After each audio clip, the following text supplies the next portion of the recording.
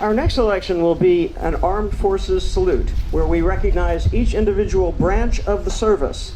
So we would invite you that if you are a service member or veteran or family member of a service member or veteran, please stand when you hear your service's song, excuse me. And in case you're not sure exactly which song goes with which service, I'll give you a hint. The order of the medley is the United States Army, the United States Coast Guard, the United States Space Force, the United States Marine Corps, the United States Air Force, and the United States Navy. So please stand and be recognized when your service's song is played. Thank you so much.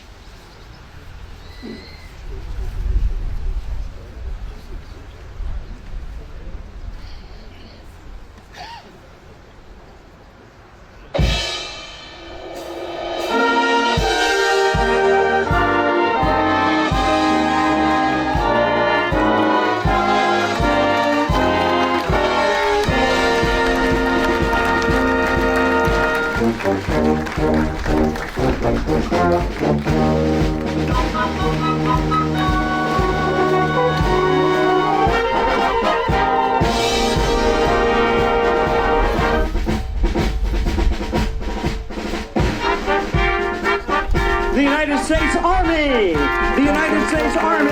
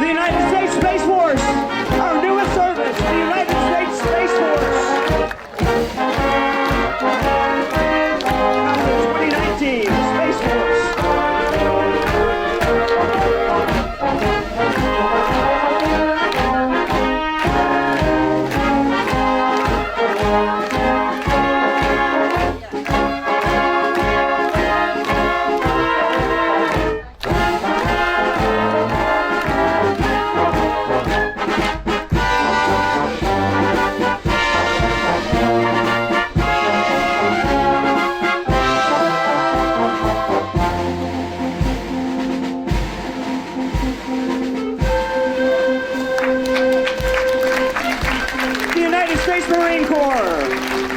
The United States Marine Corps.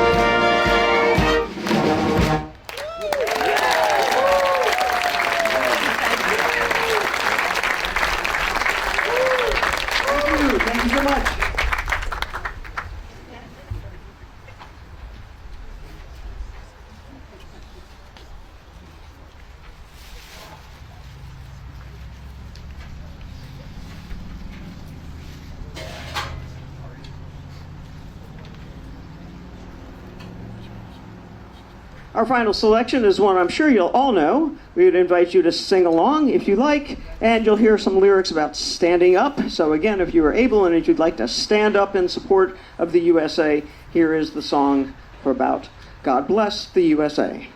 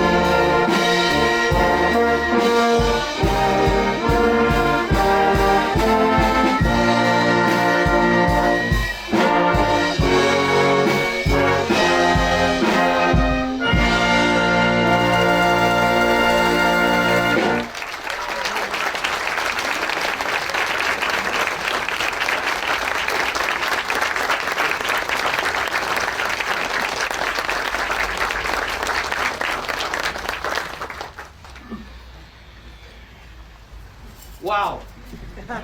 You know what? Come on, let's give them one more. That was great.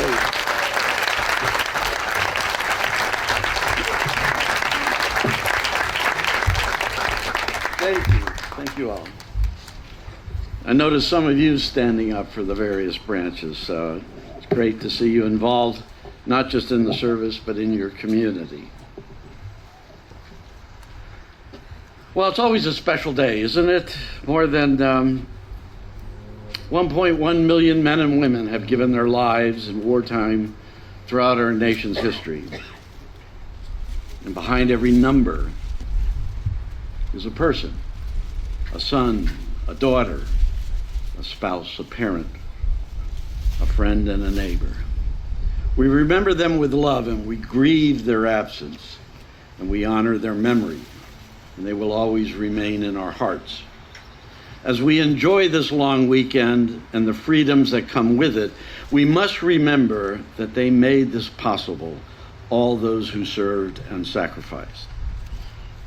Today is a moment of pause and to truly appreciate the very many blessings we enjoy because of their courage and their commitment.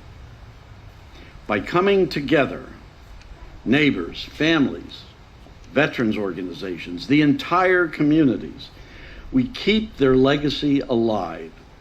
These heroes placed our liberty above their own tomorrows. And through our remembrance, their sacrifice continues to shape our future.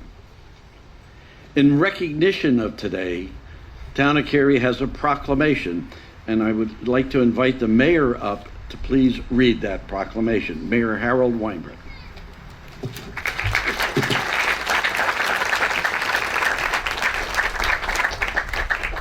It's an honor to share the podium with Jack Smith. He's the only council veteran. He's been on our council for 36 years. He's emceed this program as long as I can remember, and this is his last program. So let's thank Jack Smith.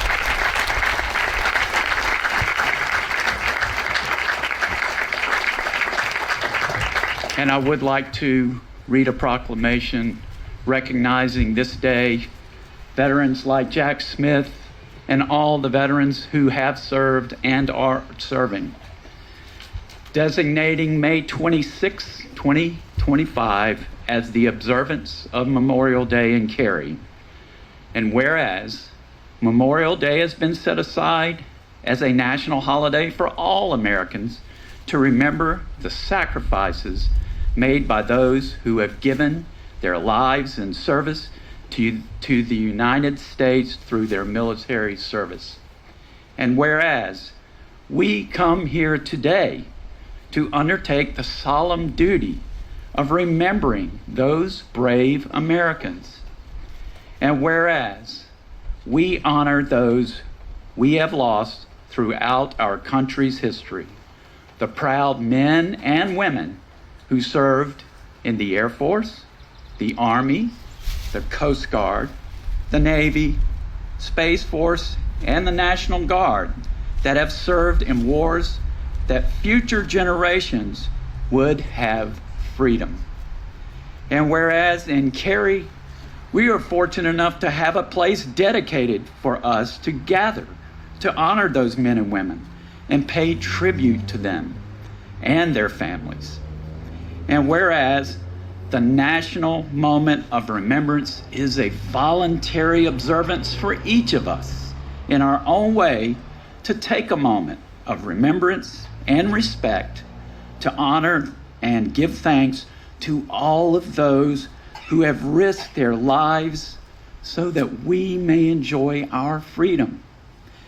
Now, therefore, I, Harold Weinberg, Jr., Mayor of the Town of Cary, on behalf of the entire Cary Town Council, designate this day, May 26, 2025, as an observance of Memorial Day here in Cary, and I urge all of our citizens to participate in honoring our country's service men and women proclaimed this 26th day of May, 2025.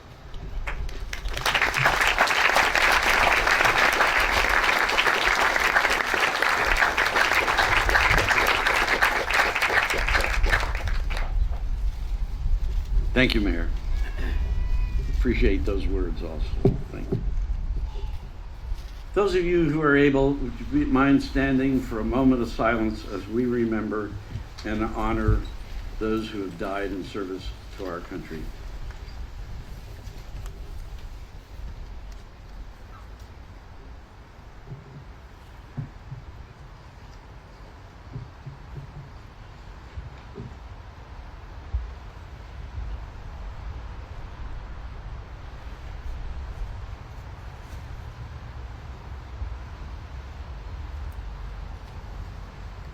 Thank you.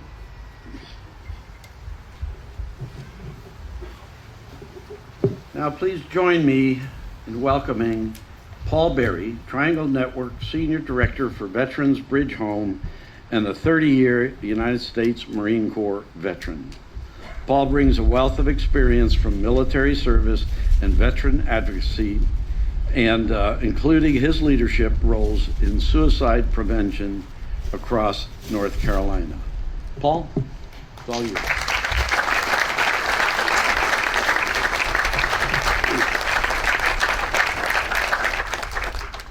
Thank you. I thought he was going to go through my whole bio. It's like, oh my gosh, don't do that at all.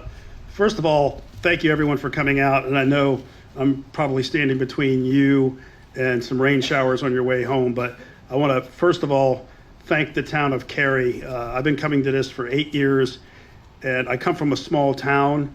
And what I like about Cary is it's a big town with a small town feeling. Every time I come here, I feel welcome here, even though I live in Raleigh.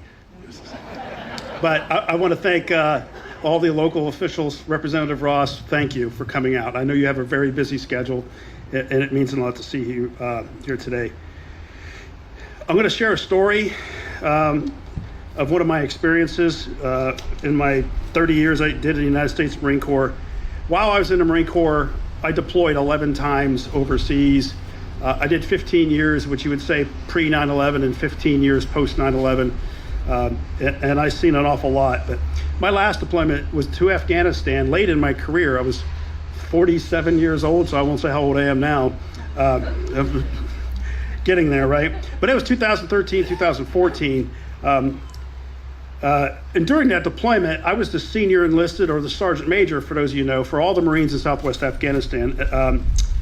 What a great honor that I had that chance to do this. But during that time in Afghanistan, and of course, if you've been there, it's not a nice place, and we are not welcome there.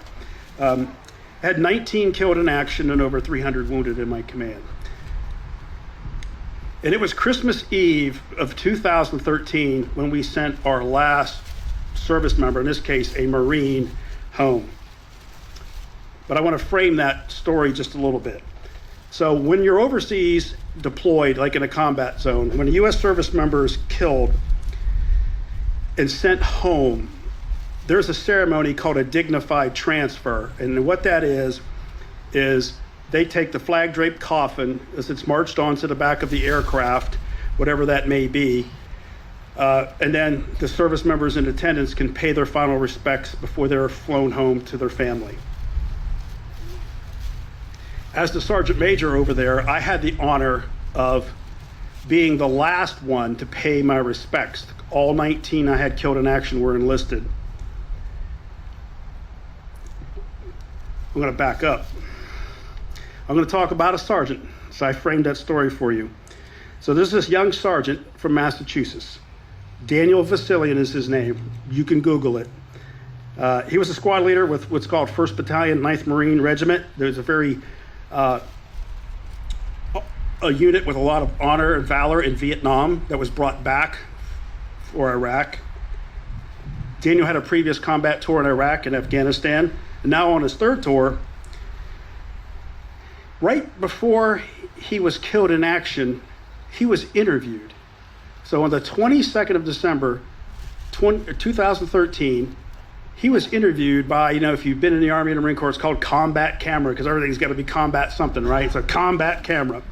Well, they interviewed him about why he did what he did. And if you see me after this, I'll give you my business card, or you can get a hold of me through Veterans Bridge Home, because the video is not out there that much, because he was killed in action before the video was published, and it was pretty controversial, should we publish the video?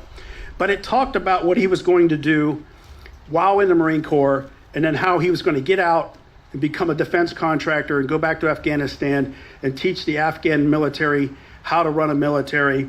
And then after he did that for a couple years, he was going to go back to Massachusetts and he was going to open a sports bar.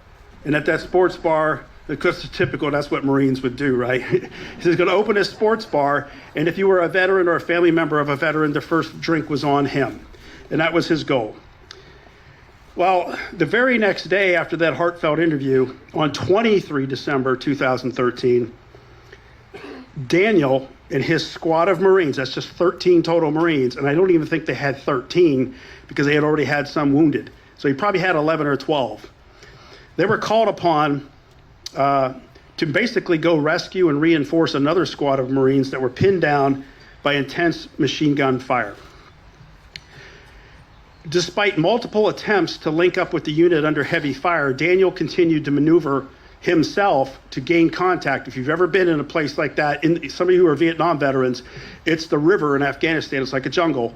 He could not find the friendly forces. While maneuvering to do that multiple times, he exposed himself to intense enemy fire, was struck and killed on the battlefield on 23 December 2013. His selfless actions that day earned him the Bronze Star with Valor Device and the Purple Heart posthumously. So, as I said about the dignified transfer, on Christmas Eve of 2013, it's about 2:30 in the morning local time, in Helmand Province at Camp Leatherneck, Afghanistan, it was raining sideways. I'm not joking, and it was blowing cold. It was about 38 degrees and raining sideways. They conducted the dignified transfer to send Daniel home. Daniel was my 19th killed in action.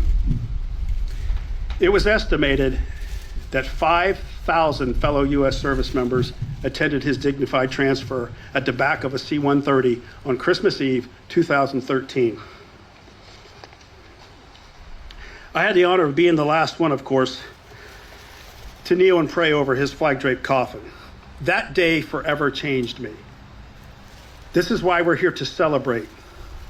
I know it's Memorial Day, but we're also celebrating this sacrifice. I had to make a choice that day after all those years in the Marine Corps. I could let the death and sacrifice consume me, or I could let it define me. And the way it defined me was, I had met Daniel, and he was the funniest guy you would ever meet, because he had that Boston thick accent, and he was funny. He would have fit right in with Norm on Cheers, if you've been following the news lately. I sat right next to him at the bar, and he would have wanted me to have dinner yesterday with our granddaughter and have fun and to celebrate here in Cary, North Carolina.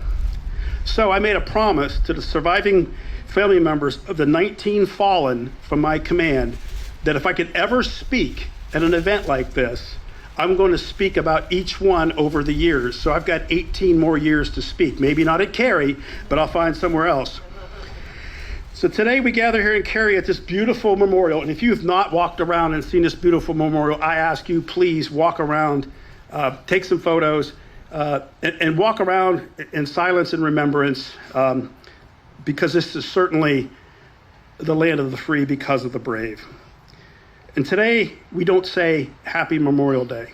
That's not a thing with us veterans and family members, but particularly those who have fallen. There is less than happy. I think the more appropriate saying is, have a meaningful Memorial Day. Memorial Day is not a celebration. Today is not the official beginning of summer. Today is not an extra day off from work. Today is a national day of mourning. And for many of us, every day is Memorial Day. In the year 2000, Congress passed the National Moment of Remembrance Act, which has encouraged Americans to observe a moment of silence at 3 p.m. local time, remembering those who have died in service. The town of Cary has remembered those who have sacrificed. So as I wrap up my comments with you, please take some time to walk the grounds, but also connect with those in attendance today.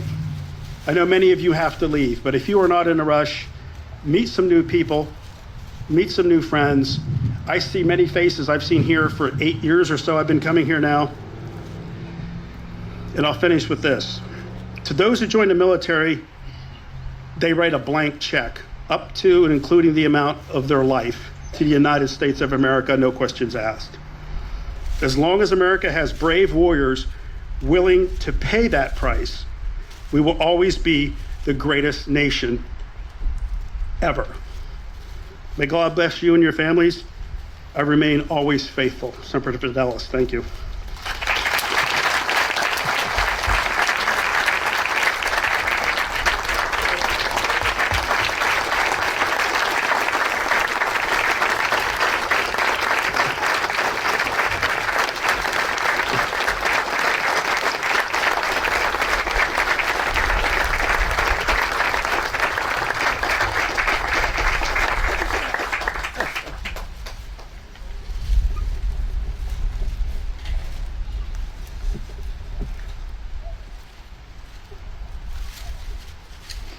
As we come to the close of today's event, I want to take a moment to express appreciation to those who've helped make this gathering so meaningful. In particular, our guest speaker, Paul. That was just, let's give him another hand, please. That was fantastic.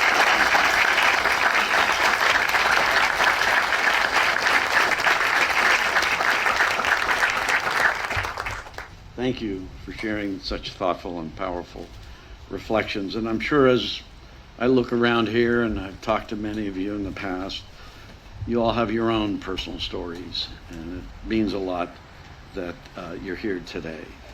We're so grateful to the Cary Academy for generously offering parking for today's ceremony.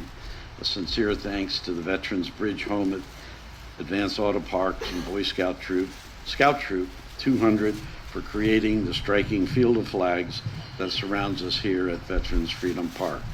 It's a powerful tribute to those who have served with honor. And I echo Paul's comments about if you haven't had a chance to walk through our park back here, please take a few minutes on your way out to maybe stop by. There's a tent back here with some cookies and refreshments, and to view a memorial book honoring all those who have served. And most importantly, thank you again for being part of this day of remembrance. Your presence is a powerful testament to the importance of honoring those we have lost. Thank you for being here today and choosing to honor those who gave everything for their country. Now, with the closing things, I'll ask that the band come back as we depart. And thank you. I want to welcome the Cary Band as they close our program with a musical tribute to our fallen heroes. Thank you so much for being here today.